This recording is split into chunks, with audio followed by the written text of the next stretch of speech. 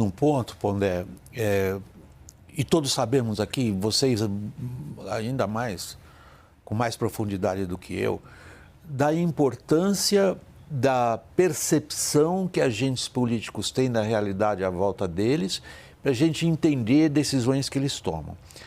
A percepção declarada que o governo americano tem do regime brasileiro é a de não ser um Estado democrático de direito. A Casa Branca hoje não vê o Brasil como um regime democrático.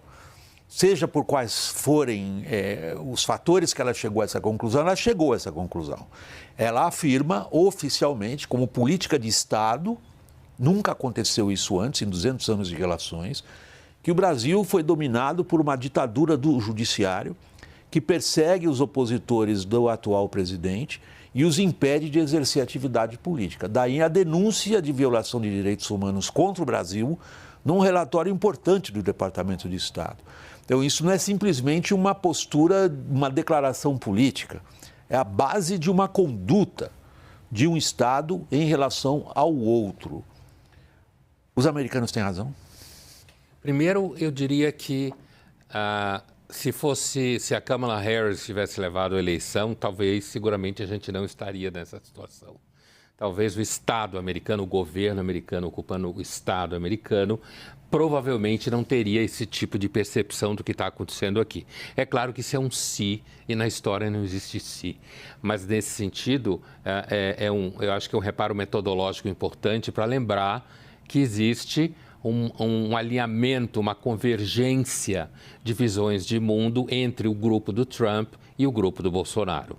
Dito isso, eu sim tenho a impressão que a gente vive hoje uma situação um pouco esdrúxula, seguindo o que falava o Denis, inclusive com a pontuação que ele faz sobre 22, dos militares e do próprio Alexandre de Moraes. Eu tenho a impressão que, voltando à tua pergunta inicial, sim, há hoje um risco do STF estar meio que emplacado numa posição política, ou colado, ou visto como, pela percepção, porque grande parte da vida em democracia é mais ou menos como a questão da segurança pública. É uma questão de percepção, de sensação. E você não precisa ser bolsonarista de forma nenhuma, que aliás é a tentativa da narrativa dos aliados do governo Lula de colar a ideia de que qualquer pessoa que faça uma crítica, por exemplo, como fez o Denis com relação à menina do batom, enquanto a gente sabe que no Brasil o narcotráfico domina grande parte do país, a soberania está perdida, inclusive na Amazônia, em grande parte, para o narcotráfico, e fica essa discussão ao redor da menina que pegou 14 anos de prisão porque pintou uma frase, que aí eu volto à sua fala, uma frase que foi, infelizmente, dita pelo próprio ministro Barroso em Nova York, após a eleição de 22, para aquele brasileiro que estava com um celular, que inclusive tinha a intenção de mostrar o preço dos restaurantes, da comida no restaurante e tal, e que ele foi perseguindo o ministro, e o ministro se vira e fala, perdeu mané, que é a frase que a menina do batom escreveu na estátua, né? Ao mesmo tempo, quando também o ministro Barroso fala, derrotamos o bolsonarismo numa reunião de estudantes à esquerda, né? Essa fala do Alexandre de Moraes, que você fez a referência há pouco na homenagem a ele, sim, cola a imagem. E eu acho que o STF está começando a sentir esse baque, certo?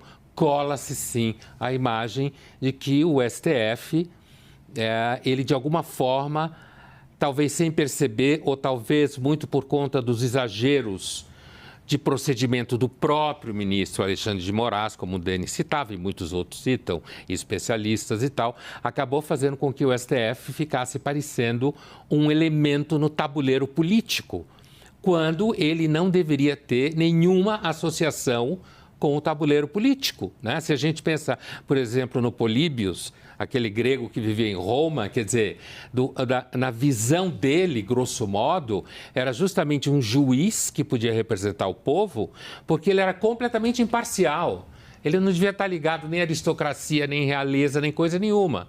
E aí, quando o STF começa a ficar muito afinado, é um sambão aqui, é uma festa ali, é uma conversa acolá. Isso vai passando a imagem na medida em que elementos associados ao movimento bolsonarista ou à direita são presos, contas bloqueadas, não podem falar isso e aquilo, passa a imagem sim, e aí os Estados Unidos de hoje, o governo de hoje, ele pode sim ter uma percepção de que está difícil fazer oposição ao governo do PT, porque parece que qualquer oposição que seja um pouco mais gritante, a pessoa pode sofrer algum tipo de cerceamento aqui, alguma sanção ali, e daí o governo Trump dos Estados Unidos olha para cá e pensa, bem, o Brasil, aliado à geopolítica que o Lula está montando, certo? Rússia, China, é quase como se o Brasil tivesse cavado sua crise dos mísseis em Cuba, certo? Eu vou voltar a isso que o seu exemplo é Nevral.